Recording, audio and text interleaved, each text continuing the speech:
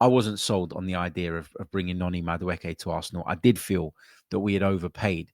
I did worry at that point in time that that signing was going to restrict us with regards to other business that we could do in the window. And credit to Arsenal, that proved not to be the case. You know, we signed Madueke, we went out and got Gyökeres, we went out and got Eze, we went out and got Nkapie, all after that addition and that signing. So you've got to tip your hat to Arsenal and give them their flowers for that.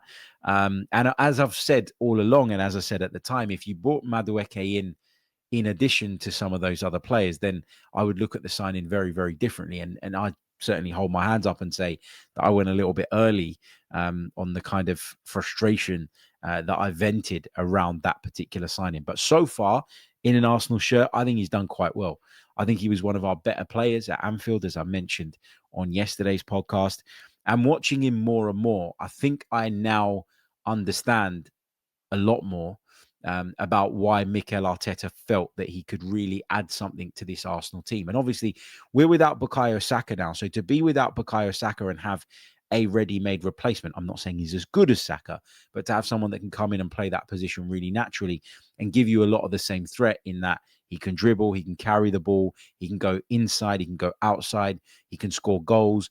It really does help. And it means that we're not disrupting our patterns of play. We're not having to go back to the drawing board. We're not completely toothless on that right-hand side. We've got someone that can come in and fill those boots. But for me, it's his directness. It's his dribbling ability. It's his pace. It's his trickery. It was a decent finish as well against Serbia last night. Sort of lifted it over the on-rushing goalkeeper. Yeah, look, he did brilliantly. And I think, you know, based on the early signs, there's a very, very good chance. And let's be honest, and let's be clear about this. I'll happily eat it. I'm about to be served with a big bit of humble pie.